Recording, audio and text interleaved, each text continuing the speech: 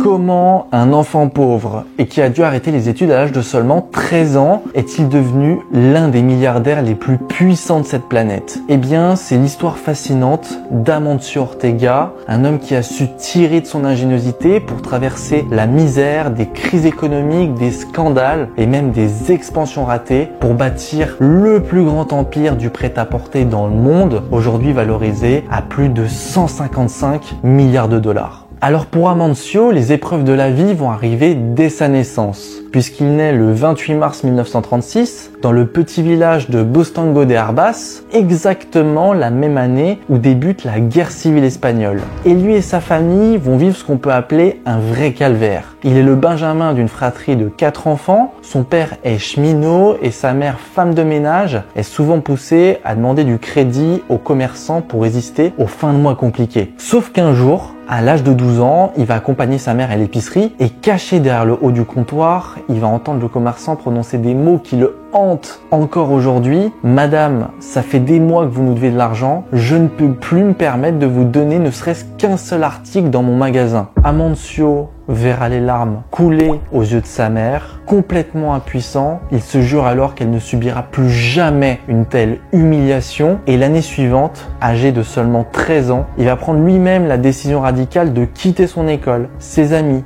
et ses camarades de classe pour trouver un travail. Et franchement, rien qu'à partir de ça, on peut déjà plus ou moins deviner que cet enfant va avoir un destin hors du commun. Et ça va très vite arriver puisque le jeune Amancio va commencer comme coursier dans une boutique de chemises nommée Gala dans la ville de La Corogne. Et là déjà, on va avoir une histoire complètement dingue puisque le jeune livreur aura la lourde tâche de se rendre jusqu'aux portes du Pazzo de Meras pour remettre des chemises brodées de 2 lettres F en référence aux initiales de Francesco Franco, le célèbre dictateur. C'est-à-dire qu'avec toutes les personnes qu'il aurait pu rencontrer en Espagne, il fallait qu'il tombe à l'âge de 13 ans sur la personne la plus puissante de son pays et j'ai même envie de dire que Franco de son côté, il n'avait pas la moindre idée que ce jeune coursier allait devenir l'homme le plus riche d'Espagne. Donc après un an d'expérience, Amancio va prendre goût à la relation client mais aussi à l'univers du textile. Et en 1950, il va rejoindre une petite mercerie du nom de Lamarra où travaillaient déjà son frère Antonio et sa sœur Pepita et où il va notamment apprendre la couture mais aussi la vente. Et tout de suite, il va se distinguer par une qualité fondamentale, sa capacité d'observation. Par exemple, il sera assez fort pour mémoriser les noms des clients réguliers, mais aussi pour comprendre leurs préférences, savoir quel style de tissu ils apprécient ou alors le style de coupe.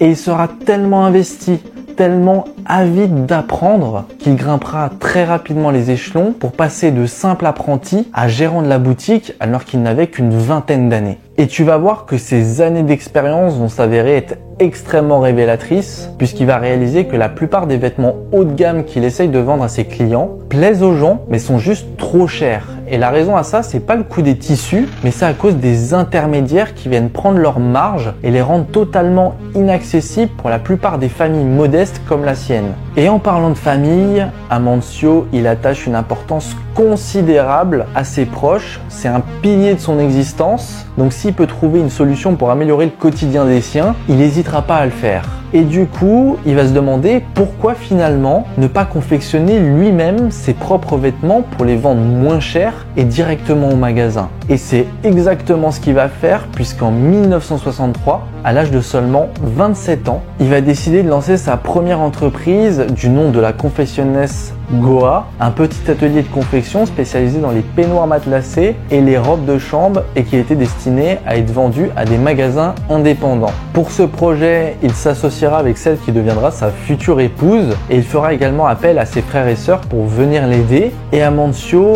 il va voir juste. Puisqu'en quelques années seulement, ce petit atelier familial remportera rapidement un succès pour entre autres la qualité de ses vêtements, mais aussi les prix bien inférieurs à ce que proposait déjà la concurrence. Malheureusement, en 1975, il va faire une grosse erreur qui va quasiment lui coûter son entreprise, puisqu'alors qu'il avait investi quasiment la totalité de l'argent de sa société pour réaliser une très grosse commande d'un client allemand, ce dernier va décider de l'annuler, sauf qu'Amancio n'avait ni négocié des clauses contractuelles solide, ni même structurer un financement de secours et va se retrouver du jour au lendemain dans une situation extrêmement délicate avec des tonnes de stock sur les bras et aucun moyen de payer ses fournisseurs et ses salariés. Et à sa place, Surtout à cette époque, quasiment 90% des sociétés auraient fini par déposer le bilan. Mais pas pour Amancio, ce choix était inconcevable, c'est quelqu'un d'opiniâtre, il lâche rien et même si c'est risqué, il va prendre le pari de faire quelque chose qu'il avait encore jamais fait auparavant, vendre sa marchandise directement aux consommateurs et quelques semaines plus tard, il va louer un petit local en plein centre de La Corogne pour donner naissance à sa première boutique sous le nom de Zara. Et là encore, même pour choisir le nom de son magasin, il a été confronté à des difficultés puisqu'à l'origine il voulait l'appeler Zorba en référence à son film préféré Zorba le Grec, sauf qu'il y avait un bar 2 rues plus loin qui portait déjà ce nom-là. Du coup, pour éviter les problèmes avec la justice, il va réarranger les lettres de Zorba en donnant naissance à Zara, un nom plus court et un peu plus facile à retenir. À ses débuts, Zara va adopter un modèle classique de production avec des grosses quantités produites et des collections qui évoluent tous les 3-4 mois.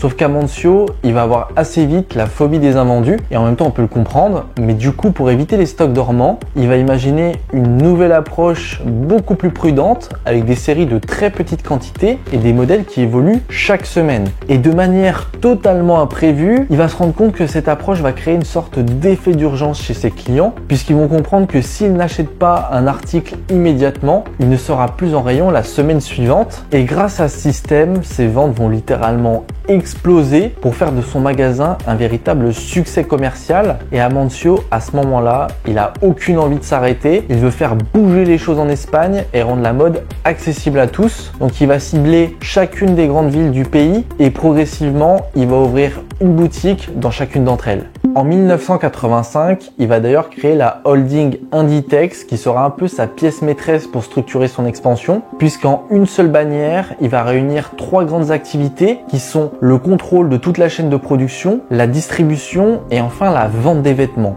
Et contrairement à ses concurrents qui produisent massivement en Asie, Zara va garder plus de la moitié de sa production en Espagne, au Portugal et au Maroc. Mais alors pourquoi ils font ça ? Eh bien en réalité, la stratégie du groupe a évolué durant toutes ces années et elle repose plus uniquement sur les coûts de production, mais surtout sur l'efficacité et la rapidité. Parce que si tu es le seul sur le marché à pouvoir répondre à la tendance en temps réel, le consommateur final, il n'aura pas vraiment moyen de te comparer à d'autres acteurs, donc ton offre sera beaucoup moins sensible au prix. Et donc là où Zara est peut-être un peu plus cher que ses concurrents, par exemple H&M, il compense ce problème en étant beaucoup plus rapide. D'ailleurs, la rapidité, c'est vraiment quelque chose qui va venir obséder Amancio, au point même où il va implanter dans son fief de La Corogne un centre de distribution ultra moderne pour centraliser les stocks et les expédier rapidement vers les magasins. Et grâce à toutes ces stratégies, il réussira à faire passer le délai entre la conception d'un vêtement à sa mise en rayon en 2 à 3 semaines contre plusieurs mois en moyenne pour les autres acteurs du secteur. Et ce qu'il faut retenir dans tout ça, c'est que la culture d'entreprise de Zara, elle émane de la philosophie d'Amancio, un homme qui, je le rappelle, est un homme de terrain, qui n'a jamais eu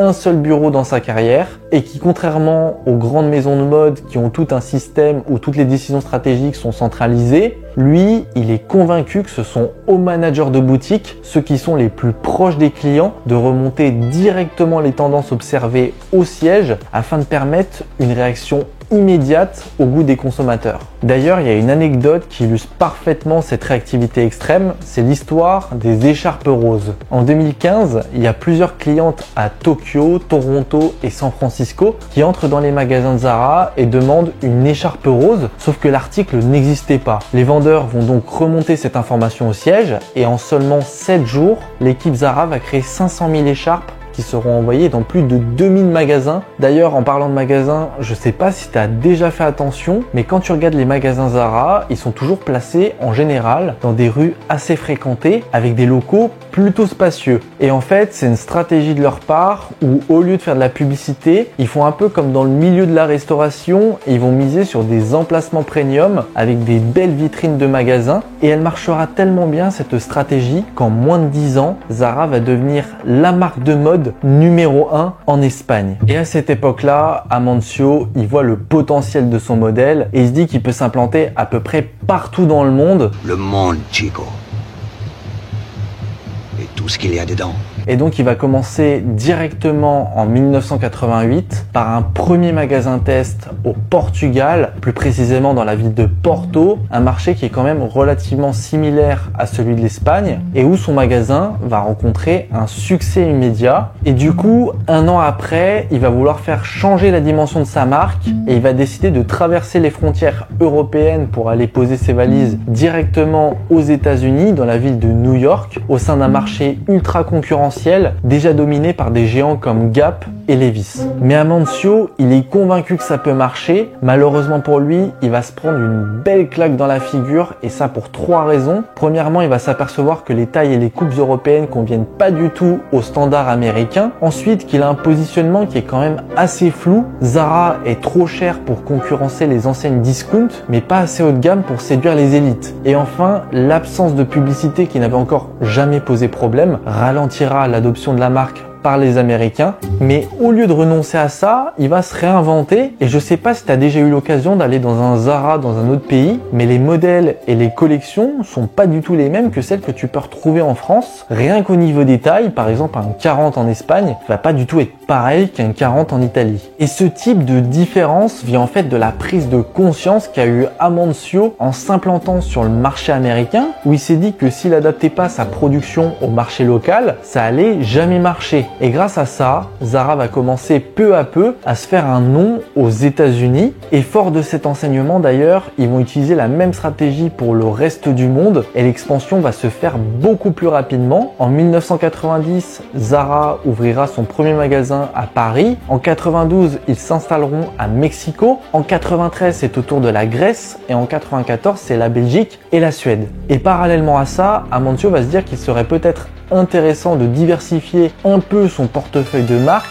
pour toucher un public beaucoup plus large. Donc en 1991, il va lancer la chaîne Pull&Bear et acquérir une participation majoritaire dans la marque Massimo Dutti. Vient ensuite la création de Bershka en 98, puis un an après l'acquisition de Stradivarius.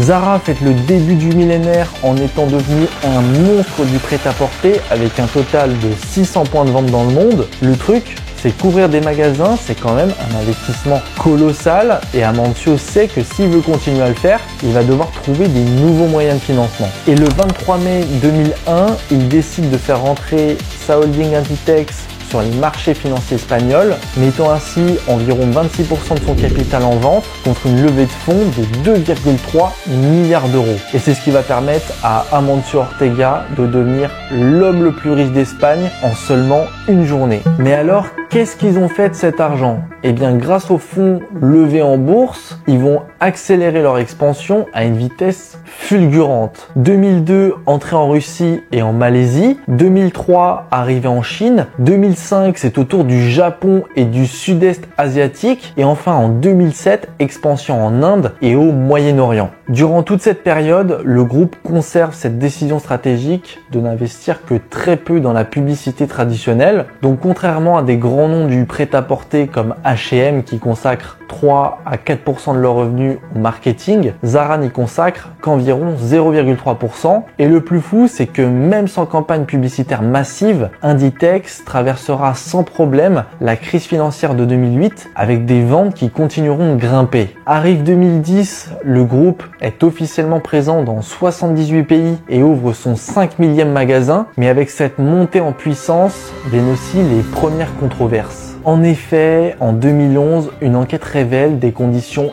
inhumaines dans certains ateliers sous-traitants de Zara au Brésil. Des ouvriers travaillent jusqu'à 16 heures par jour pour des salaires dérisoires. Le scandale éclate, Amancio est obligé de réagir et il impose une révision complète des audits fournisseurs, ce qui permettra d'identifier les sous-traitants frauduleux et de rompre leur contrat. Autre problème important, jusqu'en 2010, Zara n'avait pas de boutique e-commerce. Alors pourquoi ça? En fait, Amancio, c'est quelqu'un qui fait confiance uniquement aux bonnes vieilles recettes de cuisine et n'était pas du tout convaincu par le digital. Il voulait d'ailleurs pas du tout en entendre parler, jusqu'au moment où H&M va se mettre à investir massivement dedans. dedans et ça va lui faire comme un déclic et il se mettra à investir à son tour des centaines de millions d'euros et en moins de 2 ans, Zara Online deviendra opérationnel dans plus de 50 pays. Le 19 juillet 2011, après plus de 40 ans à la tête du groupe, Amancio Ortega met fin à son règne et se retire de ses fonctions opérationnelles pour céder sa place à Pablo Isla qui restera à la tête du groupe pendant plus de 10 ans. Et enfin, en 2022, c'est Marta Ortega qui récupérera l'héritage de son père et qui devra faire face à des défis modernes et à la pression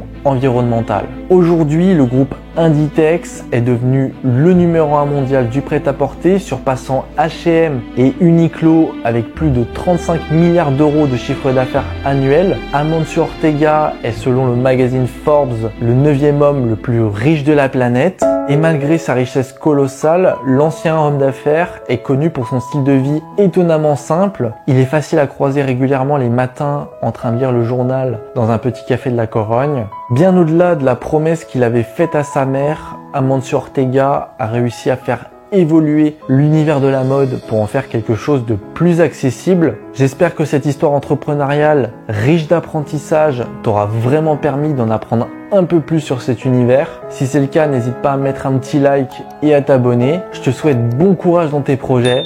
C'était Corentin. Ciao!